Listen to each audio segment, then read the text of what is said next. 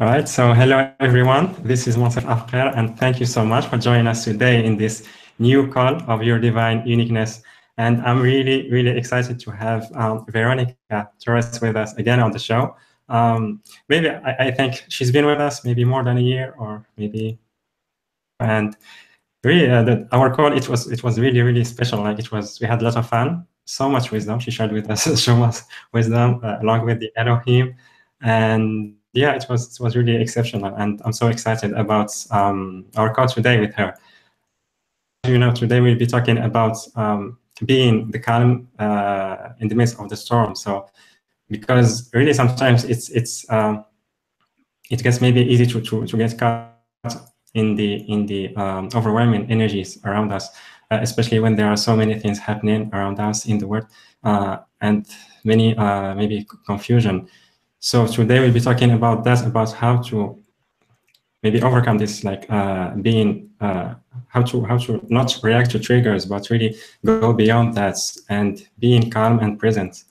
And also from that space, we can also help others instead of just going with their energy, but really help them to get centered and be calm and you know, take conscious decisions.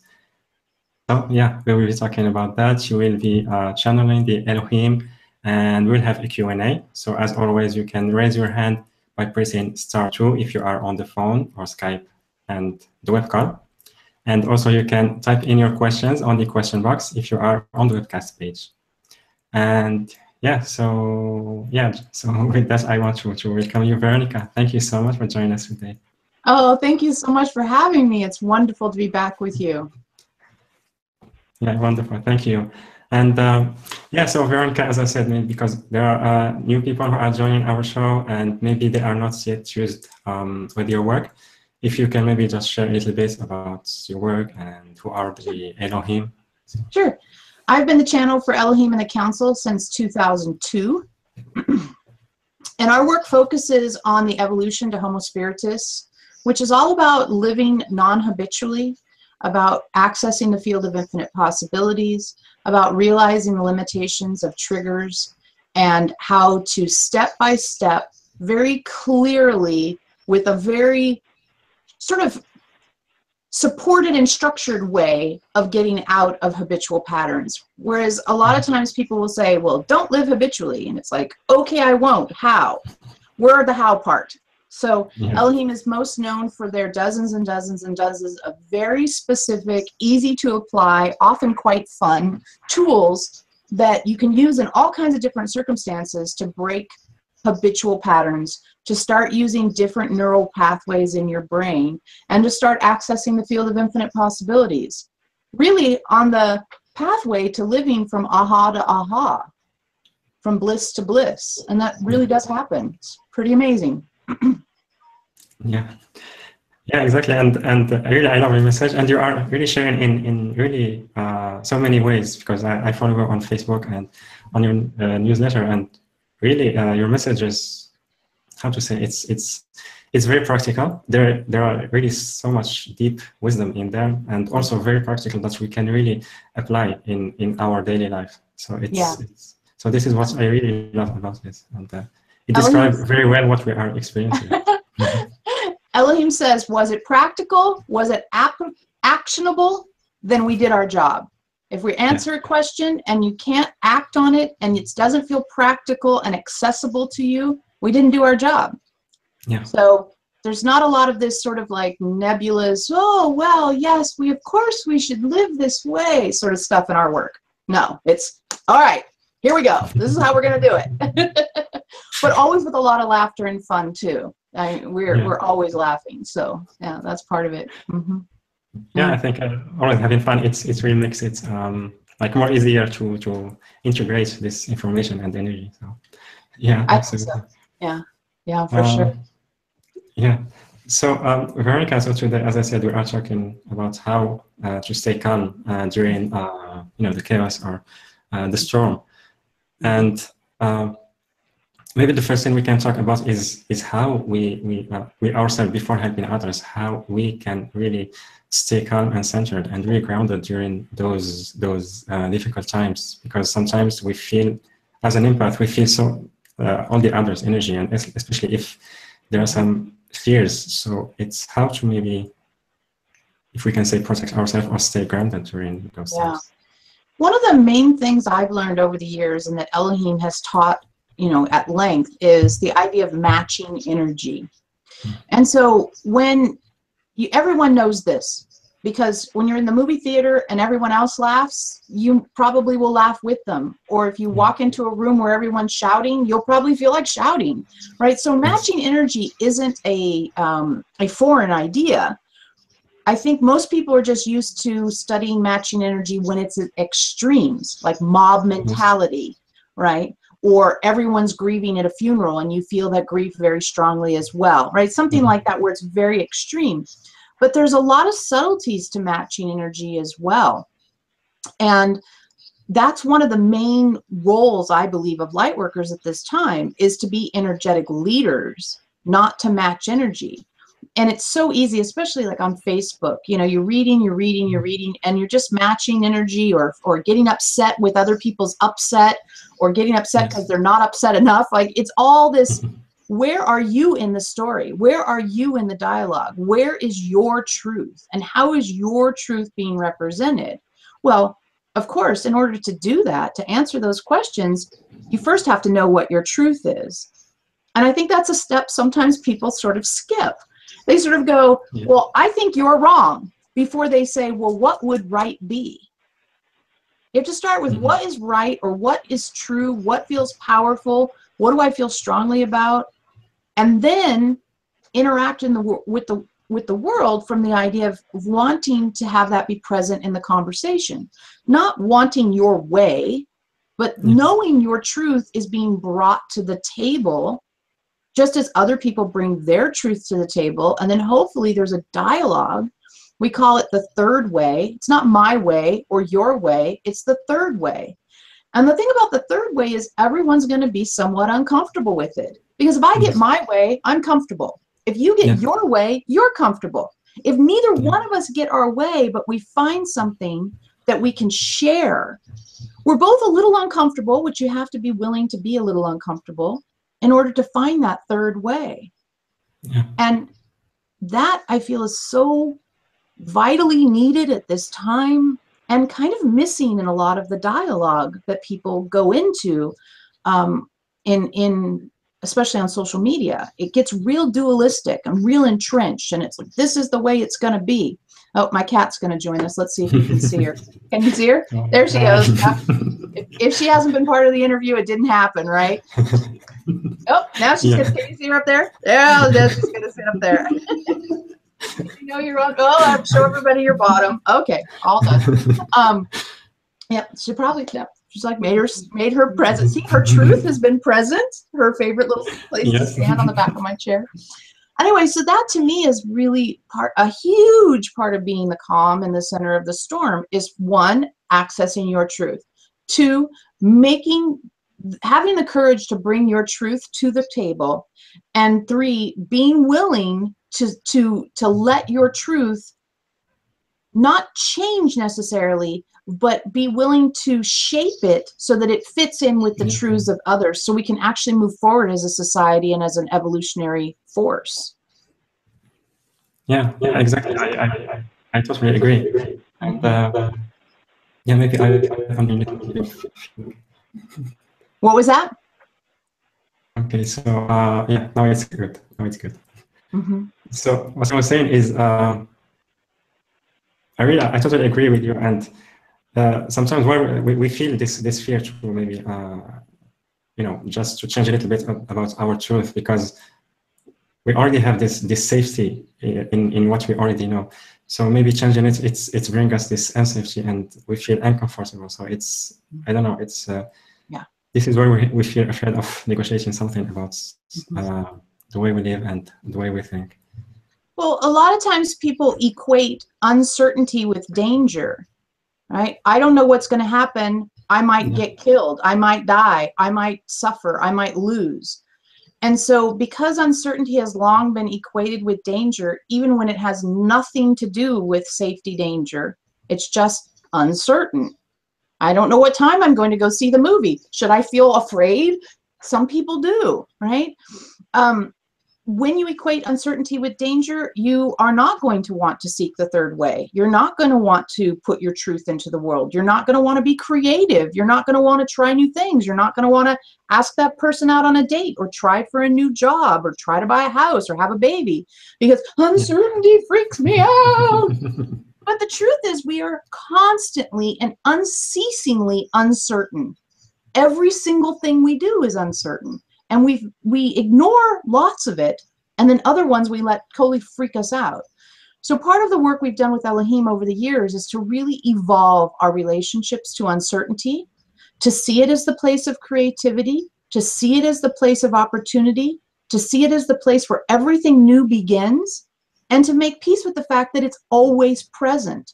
So that when an uncertainty happens that feels scary, it's managed in a different way. It's not managed as, oh my God, this is horrible. It's, okay, I'm feeling a lot of body feelings, but that doesn't mean that I have to equate that with the idea that I'm actually in mortal peril. I'm simply in an opportunity to have something new happen. And as we worked on this and worked on this and worked on this, at some point, Eloheim just said, go toward the uncertain places in your life. Pay attention to them, move toward them, act on them, find them, embrace them, because that's where the opportunity to open into the field of infinite possibilities is very, very rich. The way they described this that I love so much is they said, imagine a tree, right? A big tree, like a redwood tree or an oak tree. If you think about the very center of the tree, it's kind of stays the same, you know, in the middle of the trunk, right? Yeah. But on the edge, it's uncertain. Is an animal going to come by? Is the bark going to fall off? Is, you know, something, is the rain going to get on it? Is the sun going to be on it? Is a little plant going to grow nearby? All that uncertain stuff happens on the edge. Yeah. So you're either in the middle of the tree going, I'm a tree, which is great to be, but it doesn't change very much, or you're out on the edge where stuff is happening. You're still in the tree, right? So get out on the edge. Let yourself get on the edge without feeling like you're gonna be in peril. Yeah. Yeah. Yeah, absolutely. That's really powerful. And maybe also we need to have this balance, because like you said, like it's not necessary that we change our truth, maybe just we reshape it. But also at the same time, sometimes there are people who ask too much from us. So how to keep this balance and have this healthy boundaries? Because also sometimes I don't know, it's like we are afraid also to hurt others when we say no, because we want to be kind and, you know, just help others. Yeah, and that's a real tricky part of being a light worker, because light workers can get caught up in unhealthy service mentality where they believe that helping others comes before taking care of themselves. And it's just not true. Only when you've cared for yourself, accessed your truth, can you actually bring something very meaningful and sustainable to the relationship. And I always say, you know, I said it, actually, I met some new people not that long ago, and I said it straight to them. I said, you can trust me to say no, which means you can believe me when I say yes. Yeah. Yeah, and I think both of those things are vital parts of relationship, not just take care of being a vital part of a relationship, but the ability to say yes when I mean yes, no when I mean no, and have that accepted because it's the relationship with my truth that I want my friends to have, not my relationship with me trying to control how they perceive me and figuring out their problems without actually even maybe knowing their problems and guessing what they might need and trying to meet needs they haven't expressed. Ugh, I won't do it. If you say, I need something, I will help if I can. And if I can't, I will say I can't. And for me, that's the best amount of respect I can give another person. Uh-oh, are you still there? Uh-oh. He's frozen. Are you there? Okay. Oh, okay. Okay, there you are. Hi. Okay. Did you hear any of that last part? No, I didn't know if it was me or yeah. You froze, so I don't know what happened. Okay. So I think it's very, very important that light workers, especially sensitive light workers, learn to set healthy boundaries, learn the difference between selfish and self-centering. You know, selfish is the name they call you when you take care of yourself. Like, I'm not being selfish. I'm actually taking care of myself. I'm being an energetic leader and giving you an opportunity to see what it looks like. And it's important. It's important to show others how you wish to be treated, and then to treat others, you know, the way you want to treat them, the way you know, would like to be treated probably as well. But the idea that light workers are here to be of service in a way that drains and leaves them sick or injured or broke is just such an old story, and it's just not real. That's not reality. That's not reality, because you want to be able to give over time, or support or serve over time, not burn out in a very short period of time and then end up, you know, some of the most ill people I know, literally physically ill people I know, are people who would say, I'm of service in the world. And they're the sickest, most injured, ill people, because all they do is give, give, give, give, give. They never replenish. They never care for themselves. And they run down, down, down until they have nothing else to give. And then their whole lives are about trying to heal, but they're healing from a place of giving instead of healing from a place of caring. Yeah, it's tricky, but important, really important. Yeah, absolutely. It's really important also like to let others, give others opportunity to take their own decision, because as an empath, we feel their energy, and right away we want to help, but sometimes we just need to give them their own space, and you know, work their own experience. Yeah. That's interesting you bring that up, because I just wrote an article about being a sensitive, and I worked on it for quite a while, and I had so many moms contacting me because their kids were ultra sensitives that I figured I just have to finish this thing, because it's you know, people, it's not all that common information out in the world what it's like to live as an ultra sensitive or an empath. And one of the things that became really, really real in my conversations with various people on this topic is, when you're sensitive and you pick up on something that someone might be hiding, right? You think, oh, there's a story. I only got half the story. I should get all of the story. I can feel it. It should be mine. Give me, give me. And they start trying to pull it out of the other person. I always have to teach sensitives, that's like reading their diary. People are allowed their private thoughts. They're allowed to be not yet ready to speak about what's going on inside of them. They're allowed to still be chewing on it. People are allowed to have a thought that no one else is ever privy to. That's totally allowed. And sensitives run around going, I can feel it. So if I can feel it, it should be for me. But that is not true, not even a little bit true. And because sensitives default to picking up on information rather than asking questions of others, they can make a lot of assumptions. So they pick up on somebody who's upset, but they seem like they're happy. Oh, you're a liar. It's like, no, I'm actually happy. And there's something in the background that I'm working on. Maybe my mom's sick, or maybe my dog is sick. Maybe I'm worried about my baby. I'm allowed to have that going on while actually also enjoying lunch. But sensitives get so confused by those mixed energetic messages that they'll often act on, I pick up upset, rather than act on the experience they're actually having. So I always tell sensitives, ask, ask, ask, ask, ask, ask, ask, ask. You have to ask. And you don't say, I feel like you're upset. What are you upset about? You say, is there anything you want to talk about? And then you shut up, because it's none of your business.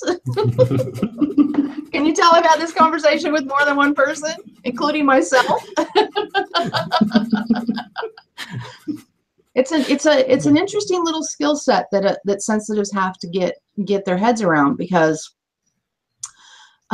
people are really honestly allowed privacy, even energetic privacy.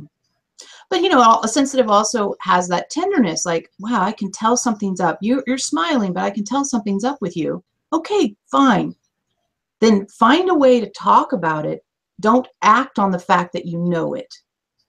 That's true presence and true vulnerability and true attention to what's going on for another individual. Yeah, absolutely. And that's where like the other person like will feel maybe more comfortable with us. And also if we discuss something personal about themselves, they can like easily talk about that. And, you know, if they give us permission, so we can help them that way. Yes, exactly. Exactly. That's a really good point, is that when sensitives are vulnerable, they really open the door for people who are less sensitive to feel safe being vulnerable. You know, I've had sensitives say to me, you know, people don't feel safe around me. I was like, well, yeah, because you're constantly dragging information out of them that they're not ready to share. Make a space where they can feel safe expressing rather than try to pull on them. And, you know, you do that a lot of times, like you pointed out, by being vulnerable yourself. Saying, you know, I'm happy today, but I was feeling hard. I had a hard day yesterday, or talking about what's really going on with you. Again, bringing your truth to the table, like I said earlier. Yeah. And then you are the calm at the center of the storm rather than the one causing the storm. But I can tell there's something you need to talk about. Oh. People are running. Why are you running away from me? Because you try to drag my secrets and private things out of me. And I don't want to talk to you about that yet. And maybe the sensitive is the perfect person to talk about that with when the person's ready. Until they're ready, no.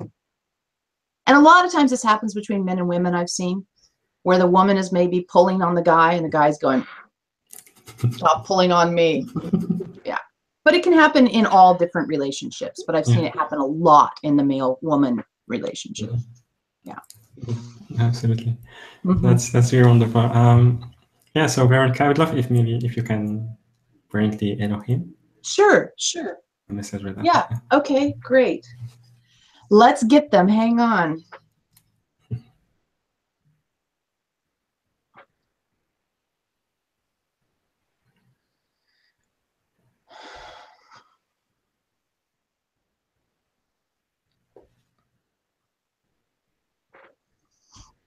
Oh boy, what are we doing today? Hello, hi, hello, hi. Hello. Veronica's taught us that we have to look at the camera, not down at you, but we have to look at the camera, but we want to see you a little first. Okay, now we've seen you, now we'll look at the camera. Hello, this is fun. Yeah, it's really great to have you back. Yeah. Great honor. Okay, what do you want to talk about? So we are talking about how to stay centered and calm where there's a chaos around us, and how. Yeah. First, you have to want to, right? You have to want to. Some people just love to be part of that drama. It feels like adrenaline. It feels exciting. You feel alive. You feel involved. You feel part of something. So it's like, I'm gonna just jump in the middle of it and splash around and all that adrenaline. But one of the most amazing things you can accomplish in your life is to not be driven by adrenaline. Because what is adrenaline in the first place? It's typically the survival instinct saying, do this because you want to stay alive, rather than it being, you know, an opportunity to explore what's really going on. And so when you bring your truth to the table, like Veronica was saying, you're experiencing and exploring what's authentically occurring. Uh-oh, what does that mean? Sorry. Oh, okay. Like our callers were disconnected, so I'm just getting them back. Okay. Welcome to the conference. Hi. Enter the conference ID followed by the pound key. It's always fun when all that happens. Moderator ID accepted. All guests are currently muted. To unmute all guests, press 9. For help with host options, press *0. You will now be connected with the conference. Let's connect to the conference. Okay. We are connected to the conference. Why did she say mutad? Mutad. She has such a funny little voice. It's the same voice that we hear when we do our sessions. All guests are mutad. Like, that's not a word. Anyway. Okay. So do you want to be part of the drama? You know, and a lot of people do. And if you don't want to be part of the drama, then you have to kind of work, because society, culturally and physically, you have an addiction really to the drama, to the adrenaline, to that I feel like something's happening, you know. And so it takes some consciousness to say, wait a minute, that's the river going by. Am I going to jump in, or am I going to walk alongside of it? And your Facebook, oh boy, drama, drama, drama, drama, drama, drama, cat, drama, drama, drama, drama, puppy, drama, drama, drama, drama. What's that? Drama, drama, drama. That's Facebook.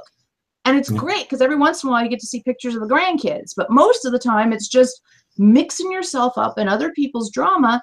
And then what happens is you actually physically feel as if the thing you're reading about is happening inside your body in your life. So your uncle's neighbor's dog fell off a ladder, and you feel like it was your dog that fell off a ladder, especially if you're sensitive. And you know, you scroll down Facebook and your dog's falling off a ladder, and then your kid's in the hospital, and your other one is, you know, you can't find a cell phone, and whatever else is going on Facebook. By the time you scroll down for 10 minutes, your body has gone through all of this crazy stuff. That's not very conducive to calm. So it's finding that place where you can be observing and then inserting your truth when it's appropriate, but not running everybody's stuff through your body. And part of the way you do that is to not be an outcome as well. The other place this shows up is when you're an outcome, when you're thinking about the next step rather than being on the step you're on. And learning to be very skillfully out of outcome is something that we teach a lot. Yeah, absolutely, because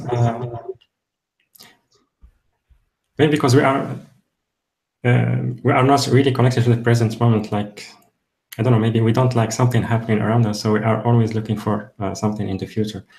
And by that, I don't know, because every moment is a present moment, so we will always miss these real moments and always thinking in the future. So yeah, we talk a lot about how you guys have so many nows that you forget each one is actually sacred, because you have lots of them.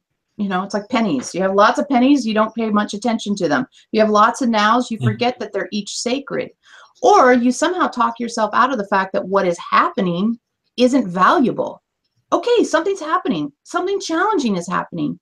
Be even more present to something challenging than you would be to something pleasurable, because there's even more opportunities for you to break through to the field of infinite possibilities through a challenging opportunity, really, because you usually resist it. So it's ripe for exploration. And the reality is, every single thing that's occurring, hard things, easy things, fun things, sad things, whatever they are all perfect little gifts that you and your soul have combined to present at your feet. And each of those gifts is an opportunity for you to see who you are, what your truth is, what you can bring to it, how present you can be. Anytime you want to resist reality, whatever reality is, anytime you feel you're in resistance to reality, that's where you want to turn in and go deeper and deeper into what's happening. Feel it more, push yourself into it more, because that's the ripe spot, that's the juicy bit. And a lot of times things happen over and over and over again to people. It's because they just always are skipping them. You know, they're never actually seeing what's there. And it takes courage, really, spiritual courage to say, this is hard and I'm going to pay attention to it anyway. It also takes courage to say, this is easy and I'm going to pay attention to it, because a lot of times the easy ones, you're just kind of going, oh, good. Whew, it's not hard. Whew, that's a relief. Whew, and you're skipping over those too. Oh, God, is this a hard one? Oh, no, skip that. Oh, God, it's an easy one. Thank God, skip that. Oh, God, it's like, hang on. You're just skipping your whole life. Let's not skip. Let's sink. Sink into the now. whatever the now is, being utterly present to what is, and watching the temptation to go out of the present moment and seeing what happens when you don't. It takes diligence and discipline, because you don't have this muscle. Most people don't have this muscle. They don't know how to stay in the now. But the more you practice, the more it pays off. It really, really, really, really does. Yeah. Yeah, exactly. And as we're talking about being an energetic leader to others, like we really need to do that. Like when there is something triggered, like if we need to help others, we need to be able to dive deep into what triggers us and look at it and understand how how we can integrate this, how we can transmute it. So this is how we can also help others. Absolutely. Because if everyone's running around like chickens with their heads cut off, freaking out about something, if you're the calm one, that's going to make a big difference. Yeah. Right? So you can run around also, but then who's going to be the calm one? We figure the people listening to your call are the kind of people who want to step up and be the calm one. They want to step up and be of support when there's, something urgent going on. And this is easy to imagine when, let's say there's a big car wreck or something like that.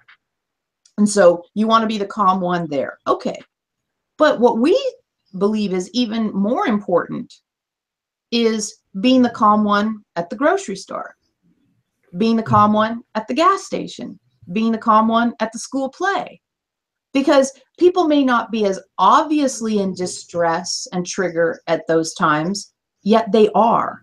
And if you walk around emanating that sense of calm that is available to you because you've connected with your truth, then you're a gift in those circumstances as well. And if an emergency happens, you're already training yourself to go to that calm place before interacting with others. And it's good to have that training before an emergency happens. Because when there's an emergency, everything's, another 100 degrees up as far as intensity. And it's really easy to match energy with that kind of emergency, actual danger. It's really easy to go into freak out because, well, the survival instinct really wants to take over. So having trained yourself to access your inner truth, to access that inner place of peace when things aren't as dire, will pay off if things ever become very dire. Yeah, absolutely. That's that's very powerful. I love it. Thank you. Thank you very much. So can we maybe take some questions from the audience? Why not? Okay. Sounds like a good idea. All right. Let's see. We have a caller from Toronto. Oh, okay. Phone number, and then with 3013. Hello? Hello? Hello? Hello? What is your name? Hello? Hi. We hear you. Can you hear me? Yeah. Yes. Oh, great. Hi, Mosef. It's Shafin here. Oh, hi, Shafin. How are you doing? Hey, how's it going? Yeah, great. Hi, Veronica. Thank you. Hello, Shafin. How can we help you today? Hey, wow, this is like, oh, well, you know what? This is quite a little segue for me. I believe I've done a lot of the work, and I believe I've chased a lot of the patterns, and so I'm just kind of clearing the last of like some of the projections around fear that I've also projected onto others. Does that make sense? Yeah. But I'm just in this really weird funk of unknown, and my brain just keeps wanting to reach back for the fear notes. So I'm just wondering what to do in the absolute unknown if you can't get to that place where you can be sort of in the calm serenity of it all. Like, I don't know, and maybe because I'm an empath, I pick up a lot of fear stuff, or maybe I've been told that I pick up a lot of fear stuff, but anyway. So it's like these weird projections of fear that just sort of come out of nowhere, especially when I'm in a neutral space. Yeah. I don't know. Can you help with that? Oh, of course. This is normal. Do the Elohim have something? This is Elohim, and this is completely normal. This is exactly how this works. This is exactly what the path of people that are on this path go through. You get to a point where you have a lot more neutrality, where you have a lot less survival instinct, where you have a lot less freak out. You're not matching energy as much. And all of a sudden, blah, random fear from where did you come? Just pops up to be dealt with. Yeah, that's totally normal. So yay, you're right on track. Oh, wow. And the way you deal with that is, and then does it just... okay, hang on. We're not done. Yeah. We're not even close to done yet. It's our turn. Yeah, okay. So the way you deal with that Okay, great. is that when the random fear pops up, you name it for what it is. Hi, random fear. No thanks. You don't engage with it. You don't believe it. You don't say, oh, I'm feeling it, so it must be something very important and real and true. You just acknowledge, yep, I see you, random fear.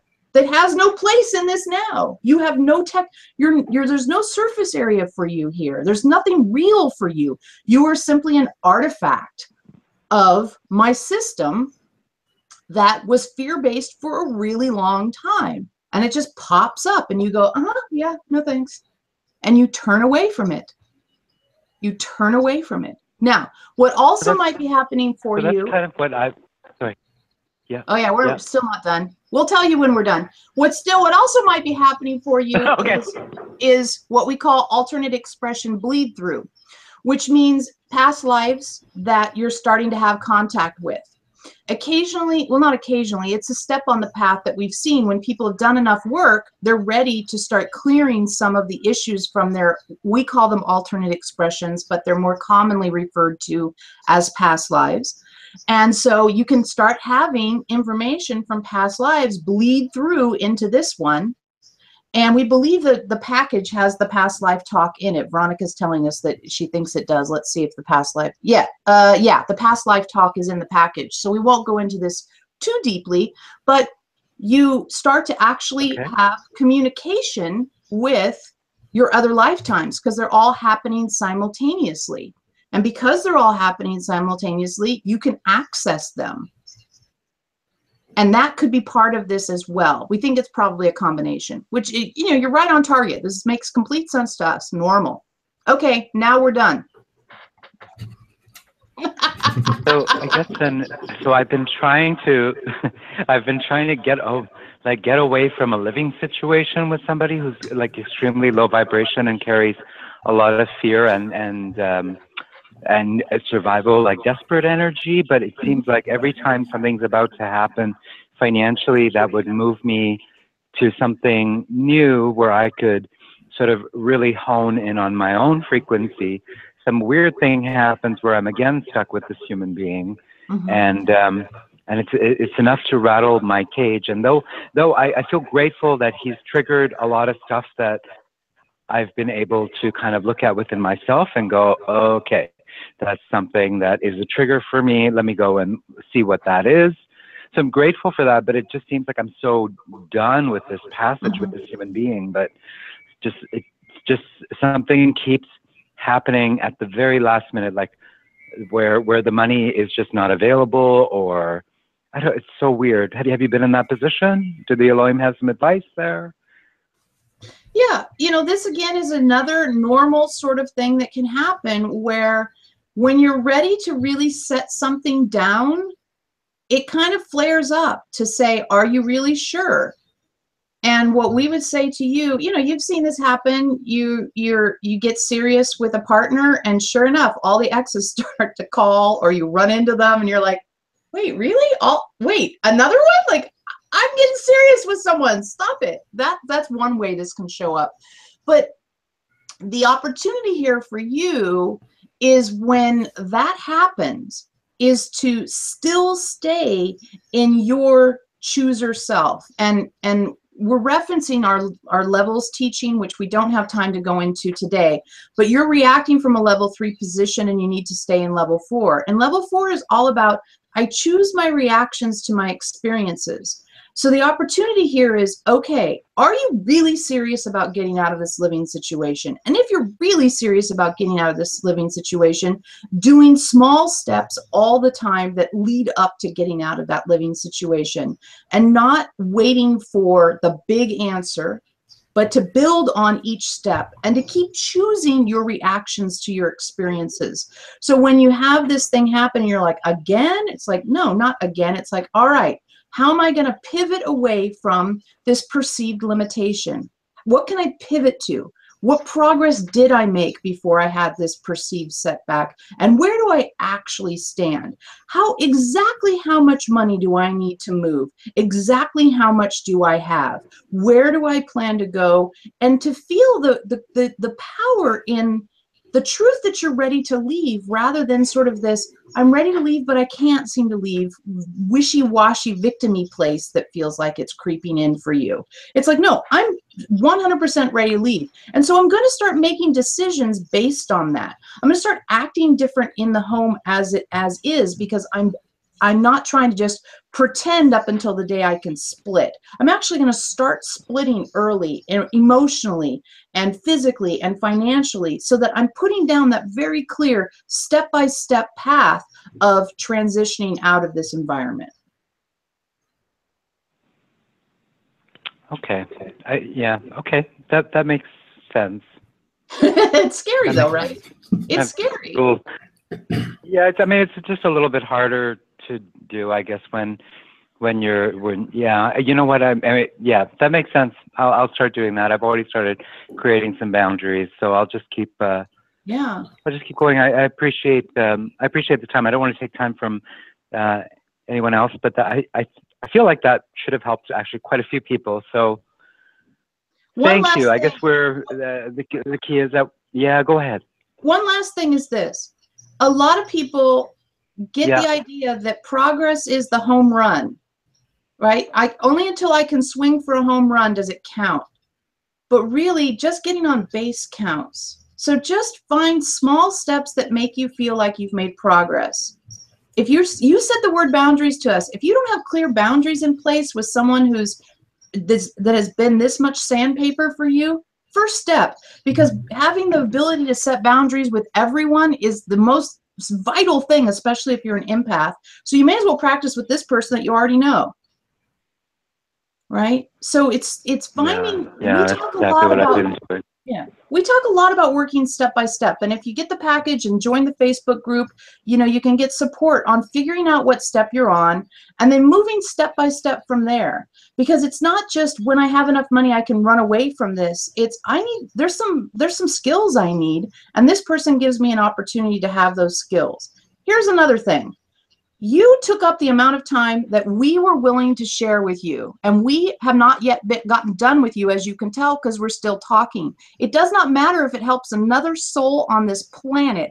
Don't be in service mentality about, it's okay I took up time because it helped other people. You need your own sovereignty and your own support, and own it and grab it and take it, because we're giving it to you willingly.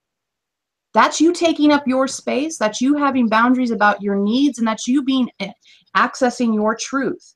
All of those things you need practice on. So there you go. I do. Totally. Okay, that's I appreciate the time. You're very welcome. We enjoyed spending it with you. Okay, bye. Thank you, Shaheen. Thank you. Bye. Well, have a good day. Thank you, Mosaf. Bye. Thank you. Bye. Yeah, that was fun. Yeah. Yeah, you said something. It's very important. It's like we need to celebrate like each step, like each change, and maybe achievement we made. Like that way, we have this. I don't know. We can like keep doing it, keep growing, keep expanding. So.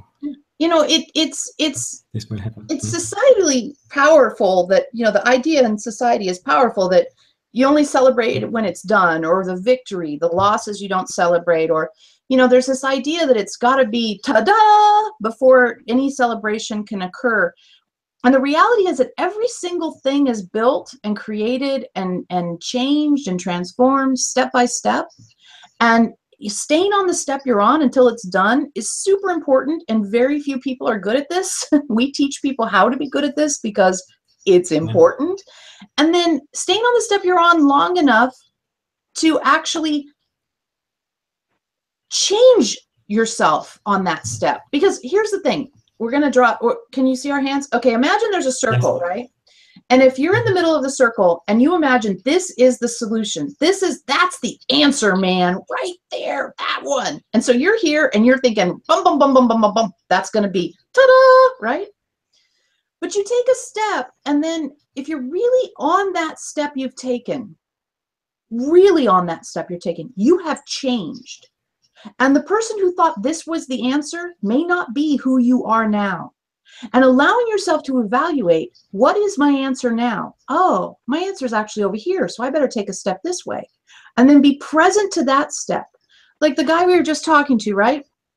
It may very well be that if he can lay down some strong boundaries with consequences that he reinforces without getting upset, this is all part of our teaching, he may find that he loves living where he lives. And that this was never the answer. The answer was to stand right there and have clear boundaries. You assume this is the answer, and then you get upset because you can't get there. When really on the path to there, you may go this way, that way, this way, that way. You may never get there because it may never matter. Part of what we see with people is they're often acting from a previous version of themselves. If you're not accessing your truth in this now, you don't know what the current version of you wants. And very frequently, you're hearing the voices of other people, mom, dad, teachers, bosses, whoever, that are saying, this is how your life should be, rather than your voice. And sometimes when people can't get where they want to go, it's because they don't actually, as the current version of themselves, have the desire to go where they've been pointed. It's mom's dream or dad's dream that they've always been trying to live out, rather than saying, what do I actually want? And what step am I on in my dream for me? Yeah. Exactly. That's really beautiful. Thank you. All right. So let's take a question from the webcast. Okay. I need to go there. All right. Okay, so we have a question from Tara from Florida. May I have yours and Eloheim guidance? What do I need to move forward, and how to let go of old sadness, fears, and grief? Thank you. That seems to be our theme so far. Oftentimes our calls turn into themes, right? And that's just something that has happened many times. We would have a call, and Veronica would have 10 questions that came in before the call would start. And she would look at them, when we were doing the thing, and they'd all be on the same subject without people knowing each other. So this happens to us a lot. How to let go of old sadnesses. The answer is going to be very similar to the answer we just gave, but it's good to reinforce the idea. And that really is making sure you know how to connect with the current version of yourself. Now, another way to do that, besides what Veronica said, besides what we said, more tools for the same job, is to just really connect with your now, with how your body is in the now. What's really happening? Close your eyes and listen for what sounds you see. Now smell and see what smells you smell. Feel what the bottoms of your feet are doing. Right? Things like that, where you really connect and you practice connecting with this very instant that you're in. When you don't have a strong connection to the now, when you can't automatically connect your body to where it is in space, it's very easy to replay old sadnesses, because that's the habit. That's the deep neural pathway. That's the place you've always gone. We call it favorite familiar suffering. And everyone's got 2, 3, 10, who knows how many you guys have got. But it's the place where you go when you're triggered, tired, hungry, bored, confused, in line at the DMV, right? Anytime there's a little bitty space in you, you all tend to go to a favorite familiar suffering. I'm sad, I'm fat, I'm poor, I'm single, whatever your favorite familiar suffering is, it's this little place And this is one of the weirdest parts of you guys being human that we have found. We'll just put you on notice. This is weird that you guys do this. There's this little place in you where even though it hurts to be there, you go back to it because it's familiar. And you'll suffer in a familiar way rather than face the unknown. Rather than be present in the now and look around and see what's actually happening, I'm going to suffer, suffer, suffer, suffer, suffer while I wait in line. Suffer, suffer, suffer while I wait in line. Because being present has not been an option. So finding a familiar suffering to chew on is another option. Or maybe staring at your phone is another option. To keep you out of the now. There's a whole bunch of stuff you guys do to stay out of the now because the now is a really unfamiliar place. The survival instinct has no job in the now. Yeah. So all that adrenaline that wants to run through your body, there's no reason for it to run through. What am I supposed to do? I feel weird. Okay, I'll beat myself up or I'll drown myself in some other activity. Just being present and asking yourself, you know, what are my feet doing? What are my elbows doing? What are my eyelashes doing? What's the back of my neck doing? How does it feel? What does it seem like? What's a smell? What's a sound? What can I notice if I turn my head that way? What are 5 things I see right away? If I look down, what are 3 things I see right away? All these little exercises help you value the now, because the now is not the place where you're sad. It's when you bring the sadness from the past as a favorite familiar suffering, feeling like you have no other option but to replay it. That's when you're sad. But there's a whole lot more going on in your life than just those sad memories. There just has to be a priority in paying attention to them. Yeah. And you have to train yourself, right? This is something you train yourself. Everything you know how to do, you taught yourself and you practiced. This is another thing to practice. It's just, oh God, I'm thinking those sad thoughts. I'm feeling those sad feelings. Let's see if I do some of the things that Eloheim said, if it can change that. But a lot of times, especially with feelings or memories, people feel they get it in their head that there's no other choice. They have to feel it because it came up. One of our tools is this emotion is a choice. And they really are. And we know some of the big, huge, deep ones don't feel like choices. Don't start with those. Practice with other emotions that you can say, oh, I feel grumpy. Why? And there's actually no reason to feel grumpy right now. All I'm doing is standing in the kitchen. Maybe if I ate, I would feel less grumpy. I'm going to eat rather than think about the fact I feel grumpy. Drink some water, will you? That will help too. We always say if you feel off, have you drank water? Have you eaten food? Have you slept? Have you moved your body? Until you've answered those 4 questions, you don't really get to feel off. Because a lot of times that's all that's going on. It's the same when you're a little kid, you know? Do you need to go to the potty? Do you need to go to the potty? Do you need to go to the potty? Actually, I do need to go to the potty. Okay, go to the potty, then everyone will be happier. So yeah, add that to the list. Do you need to poo? If you need to poo, go poo. Then you'll feel happier. Yeah, it's that kind of a thing. You got to practice though. You got to practice catching yourself in an emotion that feels uncomfortable and saying, wait a minute, I'm not just going to go along with this.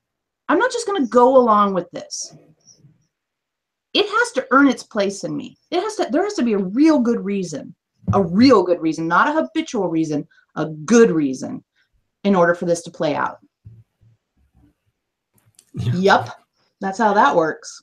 Yeah, exactly. It's just a matter of practice and being kind with ourselves.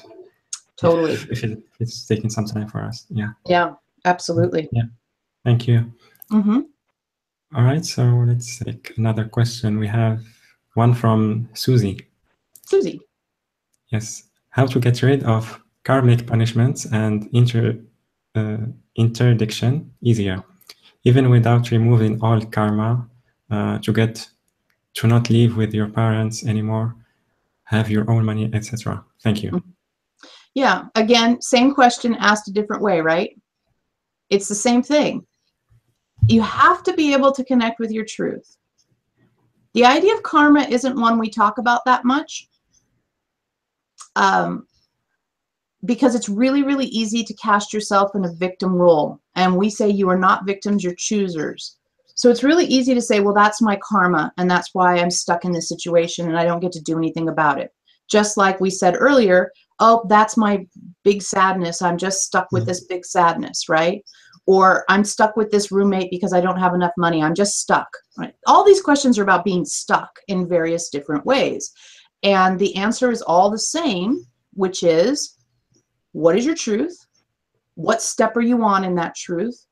And how are you actually catching yourself and acting on the fact that you're habituating to victimhood or habituating to the belief that this is just where you're stuck, rather than finding a way to be a chooser in that situation? Choosing a different reaction is the hugest breakthrough we could bestow on you guys. If we could just get you to start choosing your reactions rather than feeling as though you've been dealt a hand and you have to just play the hand that you were dealt. You know, if you're playing cards and you're dealt the hand and you think, okay, well, the rules of the game are I have to stick with these cards. Okay, but you're not playing cards. You're doing human life. Someone deals you some cards you don't like, you do have the choice to get up and walk away, to ask for more cards, to rip up the cards and say we're playing Monopoly instead, to stand on your head and laugh. You have a lot of choices. Make some. And we know that it can feel like, oh, I don't have any choices. I'm stuck. I'm locked in. You can always do the things we just said earlier, where you look down and you choose to notice 3 things. That's a choice. This starts that process. It builds that muscle in you. Another way we say it is every day, look out the same window or look at the same view and require that you notice something different every day for a while, because you're training yourself to see something familiar and say, oh, wait a minute, there's a bird. Oh, wait a minute, that flower has bloomed. Oh, wait a minute, there's a leaf blowing by. Rather than just, oh yeah, that's the front yard. You're training yourself to find choice. Training yourself. And then when situations happen, like you feel trapped in various things, you will be able to say, oh, but I'll look for the choices. I'll look for the third way. I'll know what my truth is. You'll start to know those things in more important situations if you've trained yourself in less intense situations, let's call them. Yeah. Yep. Beautiful. Everybody wants to know the same thing today, Monsef. Everybody wants to know the same thing. That's good, though. It's good because when you get different questions on the same topic, everyone kind of gets to see it from all these different perspectives, and every once in a while that just makes the bell ring, you know, light bulb go on. Yeah. Yeah, Who else wants to ask us about the same thing?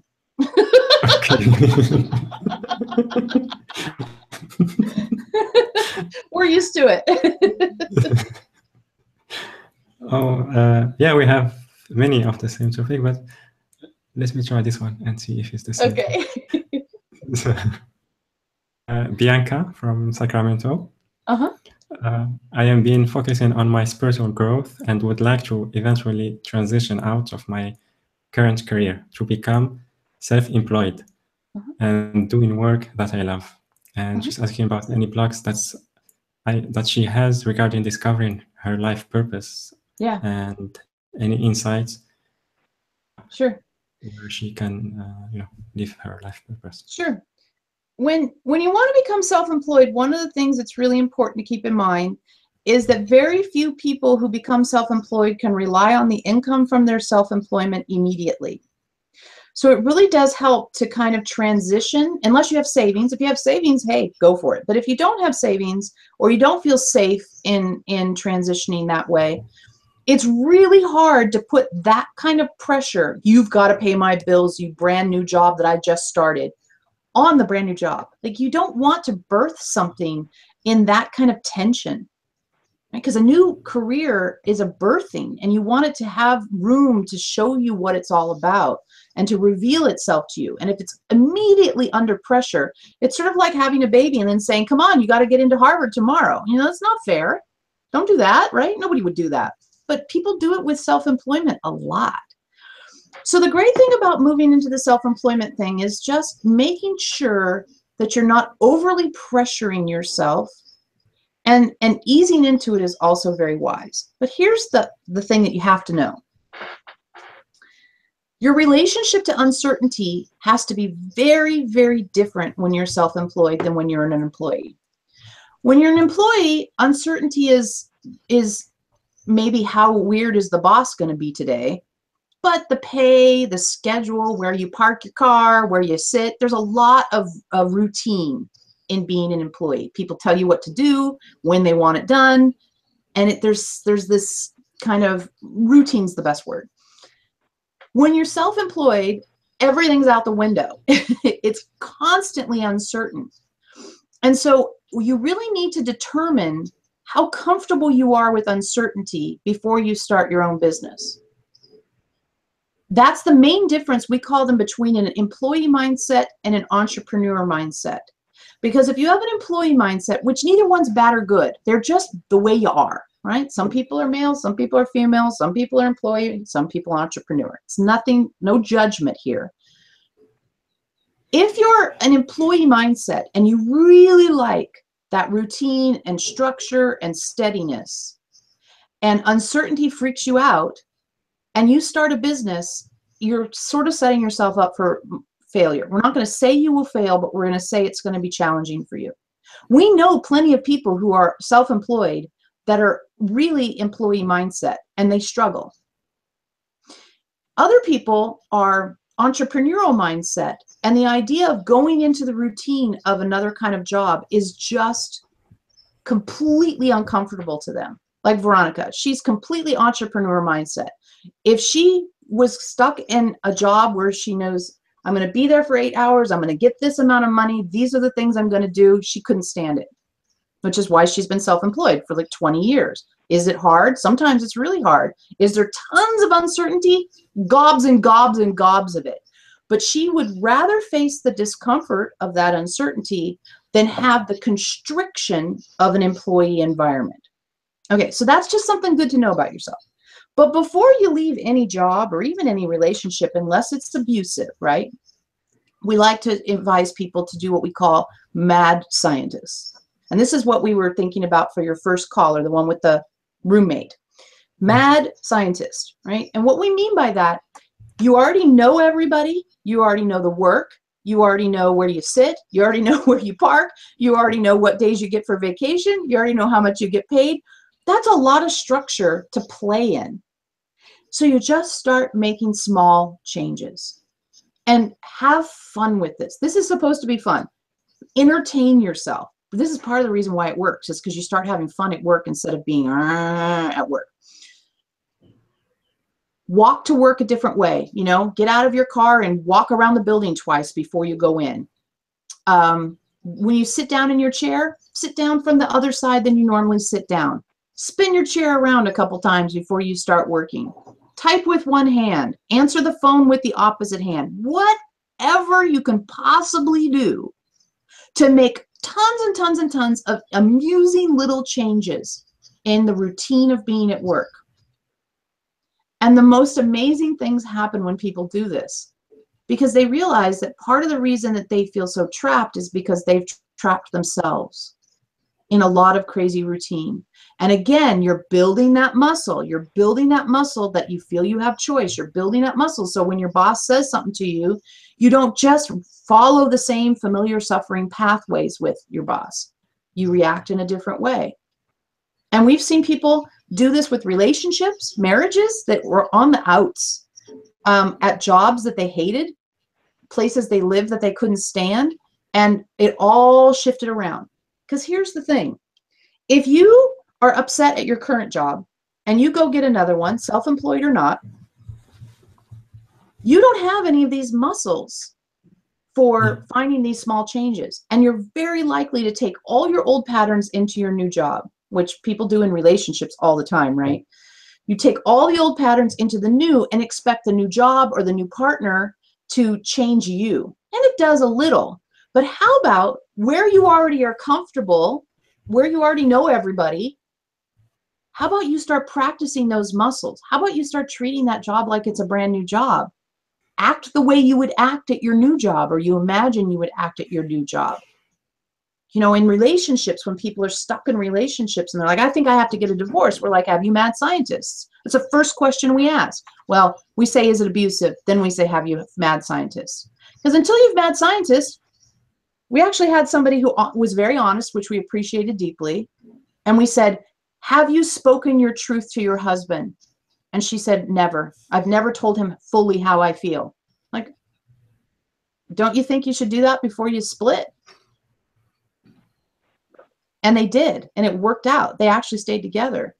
And she had to just stretch over and over and over and over again to have her truth present in the conversation. It had never been present in the conversation. She was waiting around for him to read her mind and know what she wanted rather than speak up. Remember that whole thing about ask, ask, ask, ask, ask? There it comes up again. Yeah. So mad scientist first. Really look at your relationship to uncertainty and see just how comfortable, honestly, you are with things being uncertain. Really look at how much pressure financially you would have to put on a new occupation and see if you can transition into it rather than stop one and start the other. If you don't have the resources to allow yourself to have a year or two with no income, because a lot of times in self-employment situations, you spend money for the first year or even more because everything you make, you still have to spend plus more. So that's something to be really honest about with yourself too. Yeah. And if you really have something that you think would make a good business, try doing it as a little bit of a hobby first and feeling into how it works out for you. See what you learn. Practice while you're still getting paid. That's our advice. Yeah. Yeah, exactly. That's really important. Like, and also as you said, like before, like taking such a decision, know if we are taking it, we are moving to something we love, or we are just running away from where we are that we don't love. And yeah, that's happened to me when I was in a job. And many times I wanted to leave my job, but I was either angry or didn't love what I'm doing. So I was saying to myself, it's not the time yet to to enjoy yourself here and learn more things. And when the timing, it will be the right timing, you will feel it. So yeah, wonderful. All right, can we maybe take one question, one more? Sure, we probably have time for one more. Okay. So do you prefer a color or maybe from the webcast? You pick. Okay. So let's see, we have Melanie from California. What if I was accused and killed as a witch in a past life, and now I have some fear issues? And you said that all happens in the same time. So what do we do? How do we find balance of these energies? Yeah.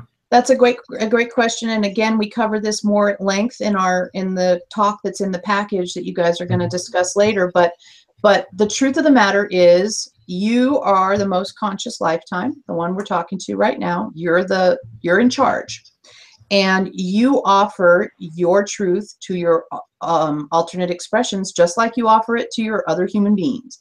And part of the message that you want to give to that alternate expression where you're a witch is, yeah, okay, that did happen. And we are still thriving, functioning. We're still learning as a soul. We're immortal. See, proof, because here I am, right? We incarnated again. We're still doing this. And then acknowledge where that experience definitely keeps you from shining your light, from speaking up, from standing out. And when you do have the opportunity to speak up and you're afraid because of that past life, acknowledge that you're feeling the fear for two people, which, fear for one person is enough to keep you from doing something. Fear from two, that's kind of hard. The other thing we found very, very helpful is to give that other expression, that other lifetime, a name. It doesn't have to be the name they actually went by. It's the name you want to call that person. So in Veronica's example, she plays the cello, and she has an alternate expression named Boris that plays the cello from years and years and years and years ago, centuries ago, right? If you're looking at time. But they talk, and he acts as one of her teachers. And she will talk to Boris and then go and tell her current in the human form teacher what Boris said. And the teacher says, yes, that's very good advice. Definitely do what Boris said. So you can start, but we should not leave this part out because it's the most important part. The first 3 months that Veronica could feel Boris's energy, every single time it was, you should kill yourself. So she would hear in her head, you should kill yourself. And she'd be like, not really. No, actually. And finally she was like, okay, we got to give you a name because I want those thoughts to be your thoughts that I'm hearing rather than somehow my thoughts that I'm ignoring. Those are Boris's thoughts. Boris is all about wanting to kill himself. So finally she just said, look, enough. I've had it. The whole I should kill myself thing is just not getting very far. Do you have anything else to say? And he was like, well, I play the cello. She's like, good. Let's talk about that. And ever since then, they've had a very positive relationship. So your alternate expression that was a witch probably has amazing other information to bleed through. Alternate expression bleed through in our experience starts with the hard parts. It just does. And we very rarely do we hear about an alternate expression bleed through that doesn't start with some trauma, often how you died. That's very, very, very common is the alternate expression bleed through. But you guys do the same thing. How frequently, especially if you're not being very conscious, do you lead with the bad weather or the dangerous pothole or the did you see what's going on at blah, blah, blah, blah, blah? How often do you guys lead with the greatest thing ever is happening to me? You know, once you know somebody, yeah, maybe, but humans just tend to interact about the survival instinct first.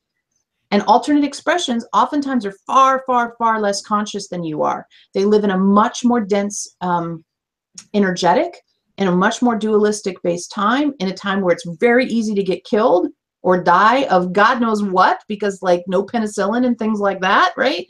So, I mean, you get a cut and you could just die rather than nowadays you guys are like, squirt some stuff on, put a Band-Aid and go play soccer. You know, and that's not how it is back then. So it's really easy to die back then. So they were in a lot of fear and they lived in a lot of poverty. So you guys are basically the, you know, living the high life. No matter how impoverished anybody on the call is, your alternate expressions live much more impoverished, right? So you meet, you bleed through, and the alternate expression is like, okay, if you met that alternate expression on the street corner, you probably would walk to the other side of the street. They'd freak you out. One, they'd probably smell really bad. Two, they probably would be wearing strange clothes, speaking a strange language, acting kind of weird. They'd probably be very dirty. And you would go, who are you? Now, all of a sudden, their energy's in your body. Of course it feels weird. You're like, what are you doing in my body? Well, it's like that you're kind of like the big sister or big brother of that lifetime. And you can guide that energy. And this is something that, you know, it takes some everything takes practice, but you know, we have more to say about it. But yeah, it's not unusual at all for advancing light workers to have alternate expression bleed through. In fact, when we meet people who are having alternate expression bleed through, we're like, okay, that tells us how much work you've done on yourself. Now, if you're not having alternate expression bleed through, please do not assume that means you haven't done the right amount of work. When we see it, we know it means something. The absence of it doesn't mean anything. It just is, right? Don't let this be an opportunity to beat yourself up.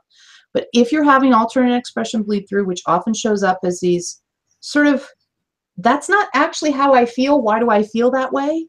When you're home alone, not necessarily in crowds, but like Veronica, I should kill myself. Well, says who? Like, not me. What's going on? Alternate expression bleed through.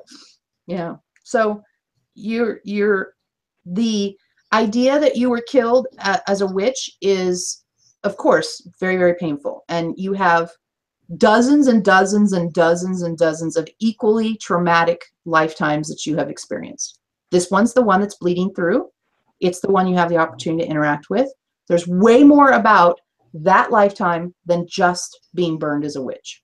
Way more, right? There's a whole life that led up to being so noticed and burned as a witch. Like, wow, you must have been up to some stuff. Like, if you got burned as a witch, you were doing stuff. You had to learn stuff. You had to, like, I don't know. They caught you, so you were out of the house doing stuff. Find out what all that was.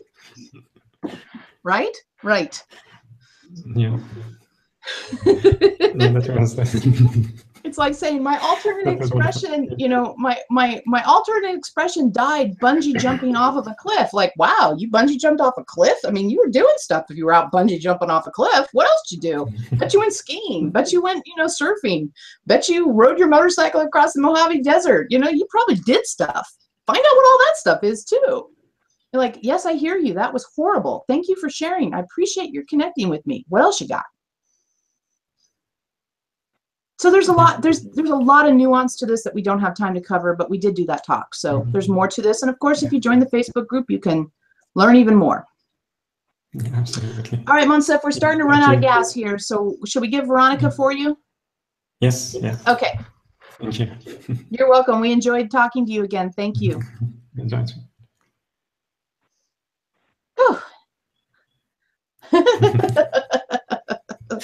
They make me laugh so much. Oh, they're so fun. They were so funny with your first caller. We're not done with you yet. Yeah. I'm inside going, they don't know you and they're going to learn. Eloheim cracks me up. Yeah, they're a lot of fun. Yeah, all right. Yeah. Okay, where are we? Yeah, so so maybe we can now talk about the packages. Let's talk about the packages. That sounds fun. Yeah. So, I just want to share the link. It's yourdivineuniqueness.com/Veronica and number 9. yourdivineuniqueness.com/Veronica9 VERONICA and number 9. Or you can simply click on the special offer button on the webcast or the replay page. Yeah. So I made this package. I made 2 packages this time. And they're the exact same, except for one of them includes a private session. Yes. So if we didn't get to your call today and you want to visit with us one-on-one, we use the telephone or Skype audio. Eloheim gets a ton done in private sessions. It's really, really, really powerful. And I would love to do that. So, excuse me, we can definitely do that. So that's the only difference between the 2 packages.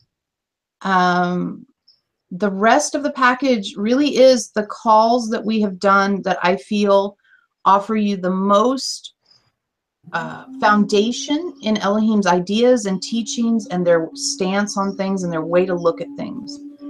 So you get the 3 Choice for Consciousness books, which includes 53 of Eloheim's tools. We didn't really go into many of their tools today, but like Mad Scientist is one of their tools. So we did talk about that one. And they change lives. That's just it. They change lives. You feel stuck, you use those tools, you'll be empowered to not be stuck, period. That's just the facts. Again, you can be in our Facebook group, which is really great. I'm in there every day answering questions and helping people and posting things. It's a vibrant group. So we also have the Past Life Bleed Through talk that was mentioned several times. We have the What is on Your Energetic Billboard talk. Now that one's all about the idea that as you walk around, you're emanating your truth to the world. Do you know what you're emanating? And if you don't know what you're emanating, wouldn't you like to know what you're emanating? Yeah. That's what that's about. You walk out of the house saying, God, I'm so lonely. I wish I had a boyfriend. I wish I had a girlfriend. But your energy says, you can't trust me. I don't trust you. It's kind of hard to get a boyfriend or a girlfriend, right? So that's really about helping you know what's on your energetic billboard. Very powerful. Then we did a talk about success, because a lot of times, remember Eloheim did that thing with the fingers and all that, yes, you know, that was all about, that was some of the teachings on evolving your relationship to the idea of success. Because if success was defined by you when you were 10 or 20 or 15 or 30, and now you're 50, it's time for that to be evolved to make sure that your goals and your dreams are actually aligned with the current version of you. And if they're not, it can be really hard to meet those dreams. And if you do, you might not even be happy when you get there, because You made the 10-year-old version of you happy, but you haven't been that version of you for 40 years. Yeah, that's not the best. The Eloheim Essentials talk, what we did is people who'd been in my community for 5, 10, 15 years, whatever it's been, they pointed out the Eloheim teachings that they liked the best, that have helped them change and grow and transform the most. So that's a really fun talk because it's coming from people who this work has changed them. And so that's a nice one. Then I included, I think, 6 of the Live in Balance talks. These talks, oh my God, Monsef, these ones, life-changing for me. Life-changing talks. And you get the audio and the video so you can see how they developed. It's like, 6 in a row. There were, these are 6 meetings in a row, I believe, that I did. And it's just, they're just gorgeous. And it's like, I don't even want to try to sum them up. It would be kind of unfair, disrespectful to even try to sum them up. They changed my life. Even though I'd been working with Eloheim for 14 years, they still changed my life, those talks. That's all I can say. Yeah, really good. Then we did the Think Less, Feel More talk. Some people said, I want to be more heart-centered. I want to be more heart-centered. So Eloheim did a talk, and anybody who's listened to today's talk probably knows that Eloheim didn't just tell you how to be more heart-centered. He said a lot more than that. And it's basically not the heart's better. It's that you want them to be balanced. Thinking and heart in balance, not one better than the other. So, and then the folks that we talked to today that were having a hard time figuring out what step they were on, we have a whole talk on that. It's hilarious because Eloheim has to use Excel. I shared my screen and Eloheim did an Excel spreadsheet. They did a good job. I was impressed, but that's the best talk for helping you when you have just too many ideas, too many options, too many different parts of your life causing you worry at the same time. Boom, that one will straighten you out. And then we talked a lot about uncertainty and fear. And there's a beautiful, beautiful, beautiful talk about the uncertainty spectrum and how to make sure that the way you're interacting with uncertainty is helping you, not hurting you. So that one's super, super good. And then the last piece is the finding common ground in uncommon times. That's the whole third way that we talked about at the beginning of the call, a couple times in the middle. It's all about finding that third way. So, oh, I forgot, there's one more. I channel, in addition to Eloheim, I channel the rest of the council as well, which is 6 more entities. They're all different, super different. They're all super cool. And so I wanted to include a talk that had all of them in there so you could get a taste of what it's like to be part of our regular meetings, where I often channel all 7 of them separately, not at the same time. That would probably make me explode. Separately, I can handle. So that's the package. It's a good one. I'm happy about this package. I worked on it, figuring out what would be a nice combination. So if you want the package without the private session, it's $97. And if you want the package with the private session, it's more than that. 147. 147. So it's either 97 or 147. And I see that you've got it set up where they can make 2 payments. That's sweet of you. Yes, yes. Yeah, because sometimes there are many of our audience that prefer 2 payments. So yeah, it's easier. Why not? Yeah. Yeah. So yeah, wonderful. Thank you so much, Veronica. Yeah, it's really a powerful package because you are gathering like many parts, and each one it touches on very important area or level, and yeah, really it's all come to help us to really connect with our infinite self, our higher self, and bring this to our everyday life. And live as being a leader in our life and also for others. So, yeah. It's really about getting out of your own way, right? It's like the reasons that we are blocked are so frequently because we're just in our own way. So it's how do I get out of my own way? And it's super practical, super actionable, super applicable. You can use it today kind of stuff. That's how we've always worked, and that's how it is. So it's, you know, grab this thing in my life that's bugging me, break it down into the pieces, and then chew on those pieces in an appropriate way so that the thing that was bugging me becomes a strength. It makes me stronger to look at this thing that was bugging me instead of favorite familiar suffering over in the corner and feel like a victim of it. Yeah. It works. That's all I can say. At the end of the day, this works. I've watched it work for so many people, and it doesn't matter where you start or what's going on. It's all going to work because it works on the underlying energetic dynamic of what's happening.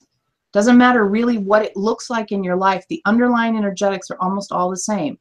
We get in our own way because the survival instinct is driving our behaviors, and we're acting habitually. So let's break those habits, access our truth in the now as the current version of ourselves, and discover what is really going on, which often is absolutely amazing.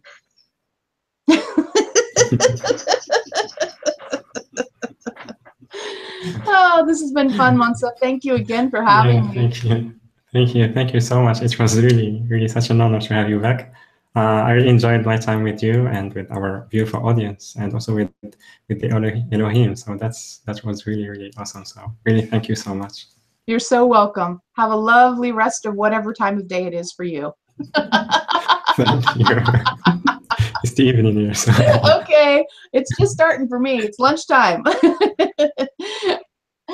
All right. So, thank you so much. And yeah, so everyone, really, I want to thank you for being here with us today, for your energy, for co-creation with us this space, and for your presence, and also for your really wonderful questions. We all learned so much from your question, and also Veronica's and Elohim's answers. So thank you so much. And again, I invite you to take advantage of one of the packages that's Veronica put together for us. And again, you can get there by clicking on the special offer button on the webcast or replay page, or by visiting the link yourdivineuniqueness.com/Veronica and number 9. yourdivineuniqueness.com/Veronica9. VERONI number 9. And nope, you forgot CA. VERONICA9. Yes. I was just cut my voice, so it's, it's the internet again. Wonderful.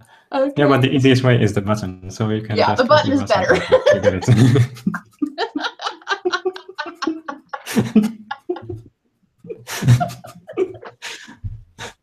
I'm like, you know what? Just push the button. Really, it's just easier.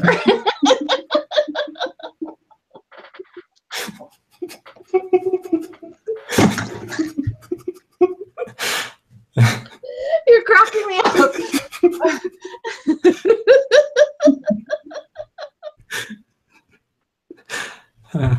Okay, one of us has to stop.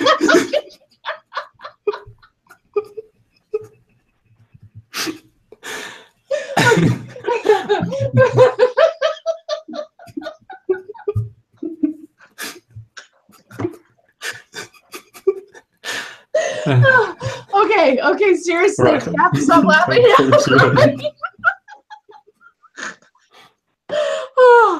Oh my God. All right, so thank you, Veronica, and all right, yeah. thank you. Thank you, Bye, everyone. everybody. Bye. Have a great day. You too. Bye.